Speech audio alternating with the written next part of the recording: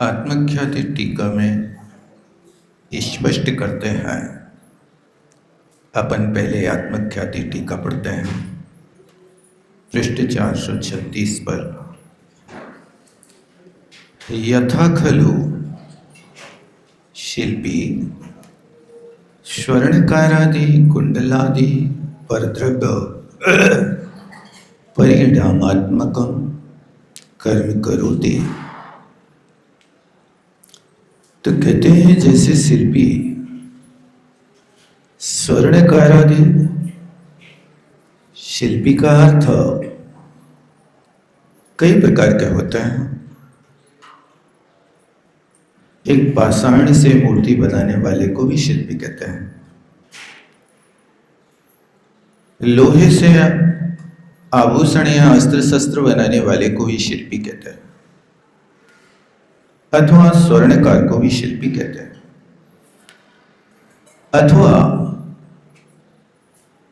जो मकान आदि बनाने वाले होते हैं इनको भी शिल्पी कहते हैं। तो कैसे ही स्वर्णकार आदि जैसे कुंडलादि पर द्रव्य परिणामात्मक,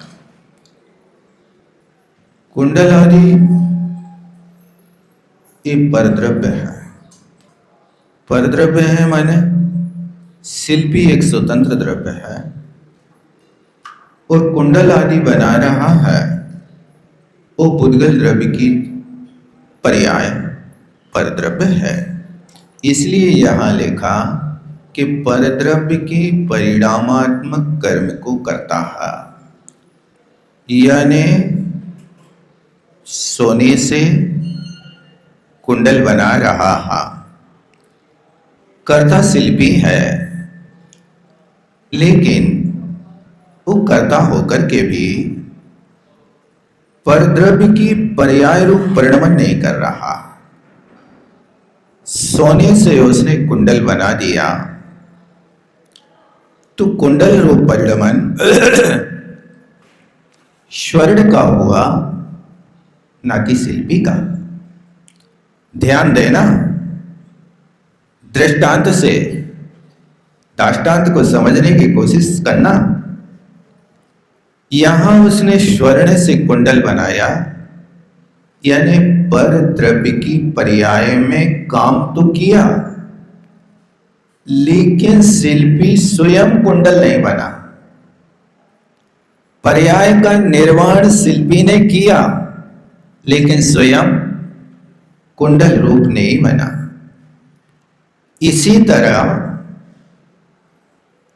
अपने साथ भी ये लगाएं कि आप शिल्पी बन जाएं।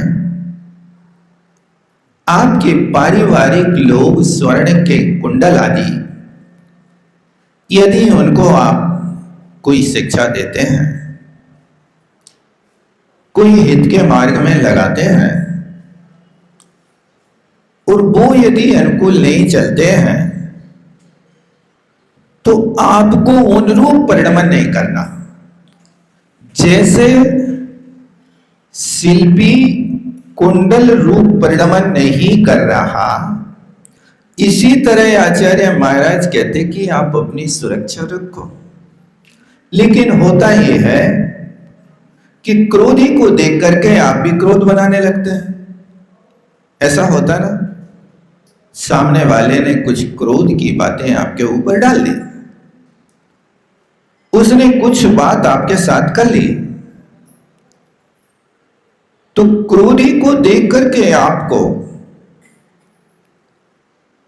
समता परिणाम रखना कि क्रोध रूप परिणमन करना। क्या करना बताओ, करते क्या है? ये हमारा गिरगिट की तरह रंग बदल जाता। आप यदि उस समय क्रोधी के सामने खड़े होकर के विचार करें, हे भगवान, ये रोग से पीड़ित है, इसका रोग शमन हो। यदि आप क्रोधी को रोगी समझते हैं तो करुणा उत्पन्न होगी, फिर द्वेष पैदा नहीं होगा। क्या क्रोधी को यदि रोगी समझते हैं कि ये रोग इसके लिए उत्पन्न हुआ है, बेचारा पराधीन है। अपना कर्तव्य है कि उस व्यक्ति के साथ वो व्यवहार करें जैसे जलती हुई अग्नि में आप पानी डालते हैं तो उस अग्नि को भड़काते हैं कि समन करते हैं? समन करते हैं ना। क्रोध रूपी अग्नि यदि भड़क रही है तो आपको पेट्रोल डालना कि पानी डालना? सम्यक ज्ञानम जलम नोचेत क्रोधाग्नि केन सामित। यदि आपके पास सम्यक ज्ञान रूपी जल नहीं होगा तो क्रोध रूपी अग्नि किससे शांत करोगे? ओ शाम परिणति जल का परिणाम करता है। ओ शाम परिणति का जल जब मुनि महाराज यशोधर ने श्रेणिक के द्वारा छोड़े हुए कुत्तों के सामने रखा तो कुत्तों का क्रोध शांत हो गया। उन्हें कोई लाठी नहीं उठाई थी, कोई पत्थर फेंक के नहीं मारे थे, उन्हें कोई हा हा हो नहीं किया था, किसी के घर में नहीं छिपे थे। समता परिणाम से बैठे और वे क्रोधी आए, भों करने लगे, करते रहे।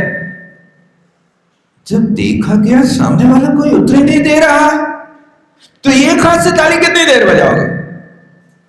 भी कुत्ते सोच रहे कि हमारे हाथ से अकेले से ताली नहीं बजेगी, महाराज कोई प्रत्युपकार करे तो फिर हम इनके साथ कोई दूसरी क्रिया करें। वहां से तो बैठे अपा शरणम पवजन, पा शरणम पवजन। व्यवहारेण ही जायन्ते मित्राणि व्यवस्था। शत्रु और मित्र सब व्यवहार से होते हैं। आपने उस भौंकते हुए कुत्ते के साथ क्या व्यवहार किया? यदि आपने लाठी दिखाई, पत्थर दिखाया तो वो कहता है आज परिणमन कर गया हमारी तरफ, अब इसको मत छोड़ना और हो गया।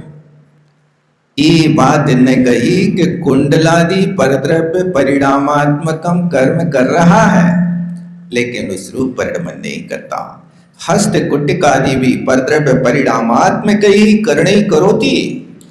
अपने हाथ के माध्यम से कुटिकादि भी, कुटिका समझते है हथौड़ी, अब स्वर्णकार है तो घन तो नहीं लेगा, वो तो कुट कुट कुट 100 बार मारेगा। तूला भर सोने के आभूषण बनाने में 100 बार कुटिका चलाता है और लोहार एक बार में उतने में चपटा कर देता। इसलिए तो कहते 100 सोनार की एक लोहार के। सोनार 100 बार मारेगा, कुट कुट कुट करेगा, तब कहीं जाकर के एक कुंडल बना पाएगा। और लोहार एक में चपटी करके रख देगा। क्यों? उसका हथियार अलग है। ऐसे परद्रव्य के परिणामात्मक कर्ण करोति, कर्णों के द्वारा करता। देखो कर्ण क्या वस्तु है? कर्ण एक कारक भी होता है और कर्ण एक साधन भी होता है। साधन का अर्थ किसके द्वारा कार्य कर रहे हो? तो वो हथौड़ी के द्वारा कटक कुंडल बना रहा, तो कटक कुंडल बनाने में कर्ण क्या हुआ? हथौड़ी। ठीक है ना? इसी तरह यहां पर भी साधन है। किसके द्वारा काम हुआ? अब वो साधन है कंदुकीन वाल का क्रीडाम करोति। कंदुकीन गेंद के द्वारा बालक खेल रहा है। अब यहां पर कंदुकेन एक कर्ण हो गया, एक साधन हो गया। साधन के माध्यम से साध्य की सिद्धि होती है। बिना साधन से साध्य की सिद्धि नहीं हो सकती है। आप रोटी बनाते हैं, कह तो देते रोटी बन रही है, क्या हो रहा है? कर्ता भी है, कर्ण भी है। कितने करणों की जरूरत है? रोटी अकेली आगी से बनती कि तवा से बनती कि झरिया से बनती, कैसे बनती बताओ? कि चमीटा से बनती? कितनी चीजें जरूरत पड़ती हैं? पटा, बेलना और क्या? बहुत अच्छा। इतनी चीजें तो आप लोगों को बहुत जल्दी याद होती रहती हैं, वो रोज उपयोग में आता। ये सब क्या है? एक करण है। तो आपसे कोई पूछे कि इन साधनों में से कोई एक चीज ले लो, या तो छरिया से रोटी बना लो, या तवा से बना लो, या पटा बेलना से बना लो, नहीं काम चलेगा। कैसे चलाएंगे? हाथ से बनेगी भाई साहब, से तुम्हारी वो एक पौवा की एक ही बनेगी। तवा तो चाहिए ही पड़ेगा। अब देखो, तुमने पटा नहीं लिया ना, बेलना नहीं लिया ना, हाथ को तो करण बनाया ही ना आपने। हाथ में तो ठोका पीटी करनी पड़ेगी ना आपको। बिना ठोका पीटी करे रोटी बनती नहीं है भैया। कछु भी करो, तुमने लाओ पटा बेलना, कोई बात नहीं। तुम ना लाओ तवा छरिया, तो आग सीधी आग पे सेकना पड़ेगी, करना तो पड़ेगा आपको। लेकिन रोटी को सीधी आग पे नहीं सेक सकते, फिर बाटी बनाना पड़ेगी। थोड़ा आटा उसके लिए गाढ़ा मोटा करना पड़ेगा। नहीं तो रोटी को आप यदि बेल करके हाथ पे डाल करके यदि आपने सीधी आग पे डाल दी तो दशा बिगड़ जाए रोटी की। एक आध बार डाल के देखिए, प्रैक्टिकल किया है लोगों ने, तभी जब तवा को खरीदा है, अन्यथा काय को संग्रह करते। तवा की भी बहुत जरूरत है, यही तो है। अब आपसे कोई पूछे कि रोटी तवा सेकता के आग सेकते, कौन सेकता? आग सेकती है? कौन सेकता? देखो, रोटी सेकने के लिए तवा है, लेकिन तवा को भी आप अच्छी तरह से परीक्षित कर लेते हैं। रोटी तवा नहीं सेकता, लेकिन रोटी वो तवा सेकता है कि जिस तवे ने आग को पकड़ लिया। आप लोग कभी ठंडे तवा पर रोटी नहीं डालते। गर्म हो और आपको अभी पूरा विश्वास ना हुआ हो तो तवा की परीक्षा करते हैं। क्या करते हैं? 2 बूंद पानी डालते हैं। वो पानी डालते यदि पानी की जिंदगी खराब हो जाए तो समझ लो कि तवा ने आग पकड़ ली है।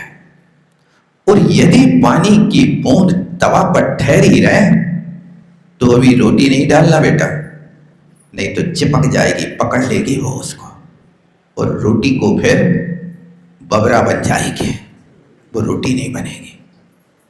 बबरा बन जाएगी मतलब फूलेगी नहीं, वो चिपक जाएगी, पकड़ लेगी। तो जैसे वहां पर वो तवा से सेंकता है, लेकिन तवा की भी परीक्षा करता है, बार बार देखता है कि तवा ने अभी आग पकड़ी कि नहीं। जब पकड़ लेता है तो रोटी को तवा पर डाल देता है, और रोटी को तवा पर डालने के बाद डालते ही उसके लिए उल्टा पुल्टी करने लगते। क्या? अभी नहीं, थोड़ी ठहरो, नहीं जल्दी करो, जल्दी करो। अरे बाबले, अभी उस रोटी के पास इतनी शक्ति आना चाहिए कि जिस रोटी को तवा से उठाकर हम आग में डालें तो वो आग को सहन कर ले। यदि तवा पर रोटी डालते उठा के आग पे डाल दो तो वो फिर बिगड़ जाएगी रोटी। ये सारी की सारी मास्टरी करना पड़ती, तभी तो पाक शास्त्री बनते हैं। बातों से पाक शास्त्री नहीं बनते। तुम तो आते हो घोड़ा पे सवार होकर के, क्या करते रहे अभी तक? वो कहती है अभी तक तवा दबाते रहे, इतनी जल्दी क्या रोटी बनती है? तवा को आग तो पकड़ने दो। तवा जब तक आग नहीं पकड़ेगा तब तक रोटी कैसे सेकेगी? इसी तरह आप व्यवहार से काम कर रहे हैं, लेकिन जिस व्यवहार में निश्चय रूप आग ने प्रवेश नहीं किया है, वो व्यवहार ठंडे तवा की तरह तुम्हारे मोक्ष मार्ग को जला भुजा के रख देगा। व्यवहार हो, लेकिन उस व्यवहार में निश्चय की पुट ऐसी ही हो जैसे रोटी तवा सेंक रही के आग सेंक रही। आग सेंक रही है लेकिन तवा बीच में आड़े पड़ा है, बिना तवा के आग पे सीधी रोटी डाल नहीं सकते। इसी तरह लोग व्यवहार में एक चीज को भी छोड़ दोगे तो भी तुम्हारा कल्याण नहीं होगा। दोनों की आवश्यकता है। कुछ लोग कहते हैं हम तो अकेले भैया व्यवहारी को बहुत अच्छा मानते, तुम भी डूब गए। और जो व्यवहार को ही कहते हैं कि निश्चय से ही सब कुछ होता है, वे भी डूब गए। निश्चय रखने वाले भी डूबे और अकेले व्यवहार वाले भी डूबे। क्या करें फिर? दोनों की मैत्री है, दोनों को पकड़ो। किसको पकड़े किसको छोड़े ये बातें नहीं करो। किसको पकड़े किसको छोड़े, वस्तु स्वरूप एक है, लेकिन एक होकर के भी दृष्टिकोण दो हो जाते हैं। ताला एक है, काम दो है। ताला लगता भी है, खुलता भी है, लेकिन उस ताले की चाबी एक है कि दो है? कितनी चाबियां रखते हो? हम तो 3 चाबी रखते हैं। 3 रखते हैं हम? नहीं, 3 सदस्य हैं, लेकिन ताला खोलने की चाबी किसी के पास और ताले लगाने की चाबी किसी के पास। ऐसा होता क्या? एक ही चाबी से ताला खुलता भी है और ताला लगता भी है। एक ही चाबी से दोनों काम होते हैं ना? पक्का है? एक ही चाबी से ताला लगता है कि खुलता है? दोनों काम हो रहे हैं। बस इतना ध्यान रखना कि ताले को लगाने की दिशा अलग और ताले को खोलने की दिशा अलग है। एक ही दिशा में 2 काम नहीं होते, एक चाबी से 2 काम होते हैं। लेकिन जब लगाओगे तो राइट साइड घुमाओगे और जब खोलोगे तो लेफ्ट साइड जाओगे। ऐसा ही होता ना? राइट और लेफ्ट करना पड़ता ना? जब लगाया तो ऐसे घुमाओगे और खोलोगे तो विपरीत दिशा में चलोगे। एक चाबी से ताला खुल रहा है कि लग रहा है? एक ही करण से आपके मन वचन काय की करण है। ताला लगाना है कि खोलना है? यदि ताला खोलना है तो काय वांग मना कर्म योगा सा आश्रवा शुभ पुण्य से शुभ पाप, ये चाबी दी इनने। कौन सी चाबी है? ताला खोलो, ताला लगाओ, लेकिन शुभ पुण्य से अशुभ पाप से। यदि अशुभ योग करोगे तो तुम्हारा ताला बंद होगा, और शुभ योग करोगे तो कर्मों का ताला खुलेगा। योग एक है, मन एक, वचन एक, काय एक, लेकिन तुम अपने मन को शुभ में लगा रहे कि अशुभ में लगा रहे? अशुभ में लगाओगे मोक्ष मार्ग के द्वार पर ताला लग जाएगा। शुभ में लगाओगे मोक्ष मार्ग का ताला खुल जाएगा। शुभ वचन बोलोगे मोक्ष मार्ग का ताला खुलेगा, और अशुभ वचन बोलोगे मोक्ष मार्ग का ताला लग जाएगा। अशुभ सोचोगे तो ताला लगेगा, और शुभ सोचोगे तो ताला खुलेगा। एक करण आपके पास है, आपको क्या करना? चाबी है लेकिन ताला खोलना है। अब कभी कभी ऐसा होता है कि चाबियों के गुच्छा में चाबियों को डाल दिया। अब कोई ने कहा ताला खोलना है, ये गुच्छा ले जाओ, 100 चाबियां हैं, आपका इस चाबी से, चाबी के गुच्छा से ताला खुल जाएगा। अब हो जाता है एक एक चाबी को ताले में डालता है, निकालता है, डालता है, निकालता है, डालता है, निकालता। 100 चाबियों को डाल दिया, ताला नहीं खुला। अरे यार, गुच्छा बदल गया। गुच्छा बदल गया कि बुद्धि बदल गई? क्या बदला? ध्यान रखना।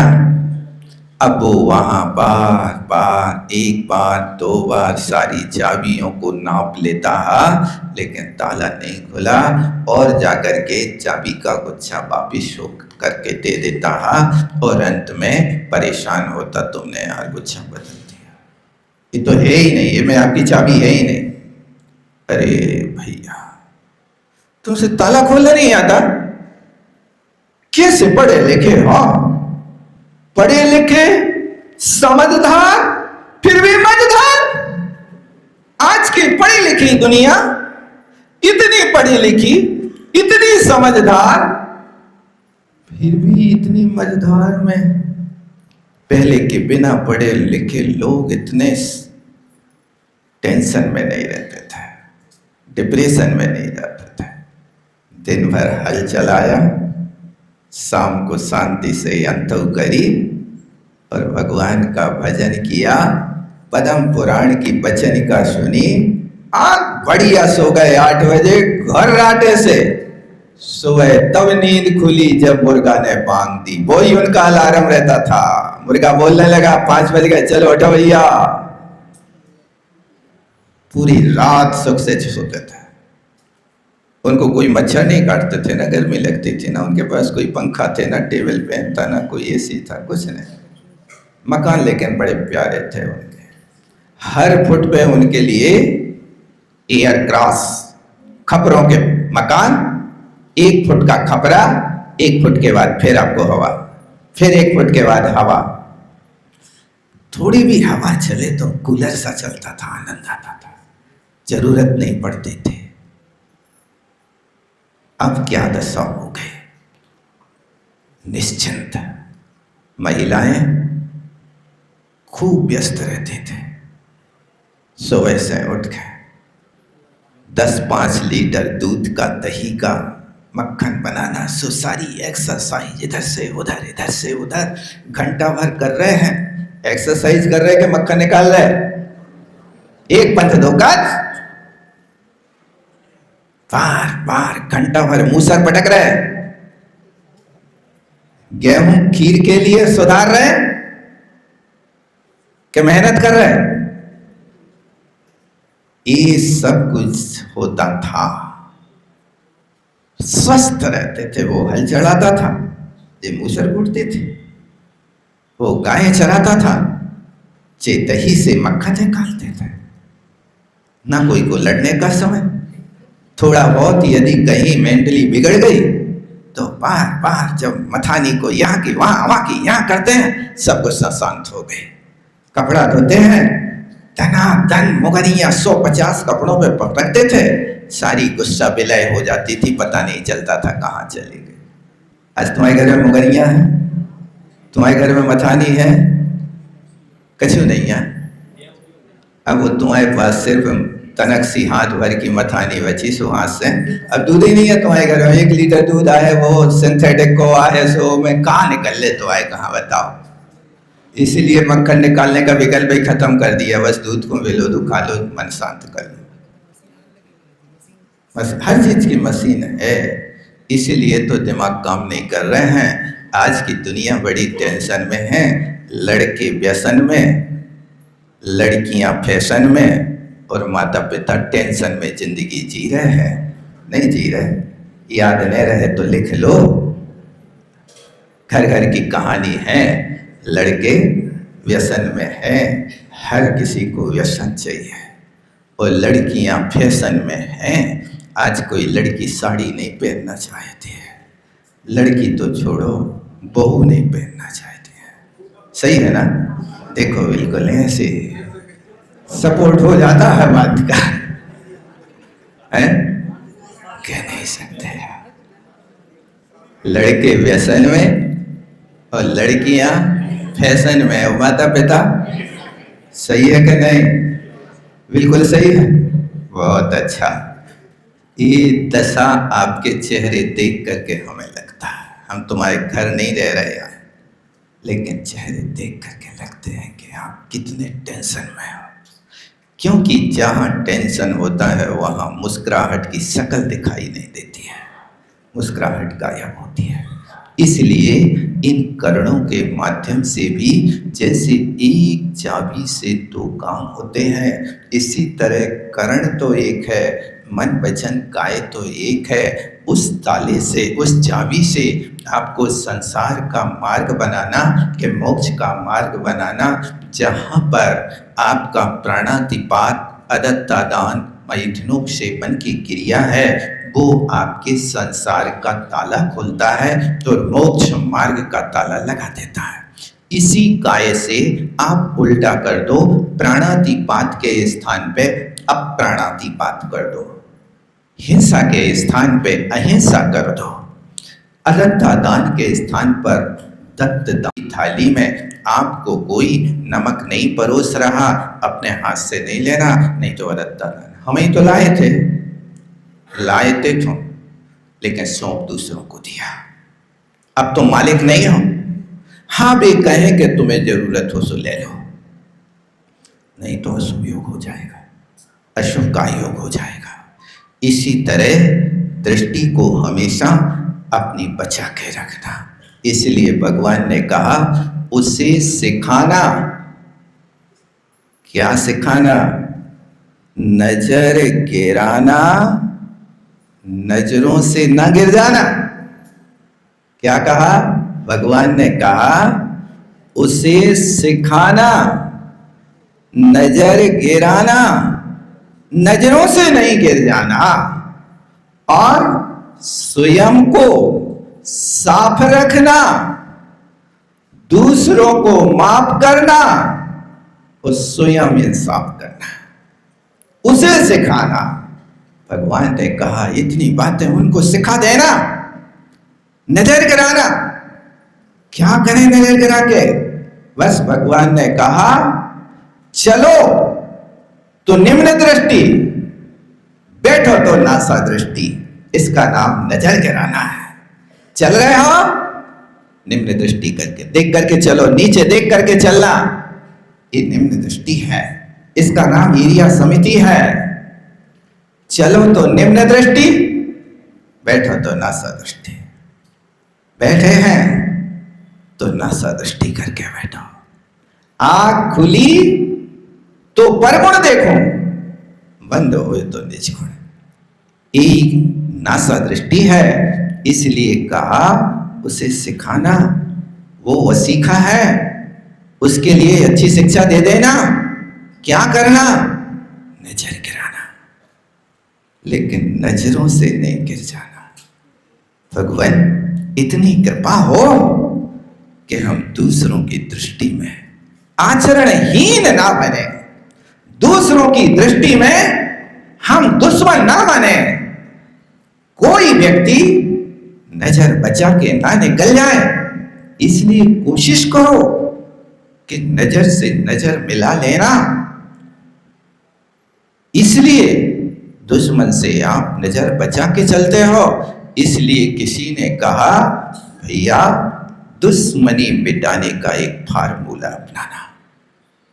दुश्मनी मिटाने का एक फार्मूला बनाना, अपनाना, और अपने दुश्मन को देख करके प्लीज थोड़ा सा मुस्कुराना। तुम नजरों से नहीं गिरोगे कभी। संभव है कि नहीं? दुश्मन को देख करके रास्ता मोड़ते हो कि मुस्कुराते हो? क्या करते हो बताओ, क्या करते हो? हम तो रास्ता मोड़ देते हैं। ये रास्ता नहीं मोड़ना, रास्ता को बना करके रखना। इसलिए नजर गिराना, लेकिन नजरों से नहीं गिर जाना। ये भगवान आपने बहुत बड़ी कृपा करी। हम आपके उपकार कैसे चुकाएंगे, कैसे अदा करेंगे? उपकार हम तुम्हारे, हम तो बने सितारे गुरु आपके सहारे। हम तो बने सितारे, गुरु आपके सहारे। गुरु के सहारे चलोगे तो गुरु कहेंगे, क्या कहेंगे? नजर गिरा, लेकिन नजरों से किसी के मत गिर जाना। और अपने आप को, स्वयं को साफ करना। स्वयं के कपड़े तो साफ करके पहनते हो, लेकिन मन साफ नहीं रखते हो। कपड़े गंदे हो में तो कोई बात नहीं, तुम्हारे कपड़े गंदे चलेंगे क्योंकि ये तन ढाकना है, लेकिन मन गंदा नहीं चलेगा। मन को तो आपको साफ करना है। तो तुम्हारे मन को साफ कौन करेगा? कपड़े तो साबुन साफ कर देंगे, मन को साफ तो आपको स्वयं को करना पड़ेगा। परमात्मा के सामने जाकर के कहना पड़ेगा, हा हा मैं दुटे अपराधी, त्रस जीवन राशि विराधी, इत्यादि की पापे अनंता, हम कीन श्री भगवंता। कितने बात करे? 1 2 10 5। अनंत पापा, अनंत पाप करके परमात्मा तुम्हारे द्वार पर आया हूं कि मेरे मन को साफ कर दो। इस मन ने प्रमादी होकर के, आलसी होकर के, इस मन ने असहिष्णु होकर के ऐसे अपराध किए हैं, अनंतों पाप किए हैं। अब वो आपकी कृपा के बिना नहीं करेंगे। आप जल्दी करो। 8 दुखदानी 8 निशानी, तुम डिगे आने निवारत हो। दीनन निस्तारन अधो वारन, ध्यान तारन कारण हो।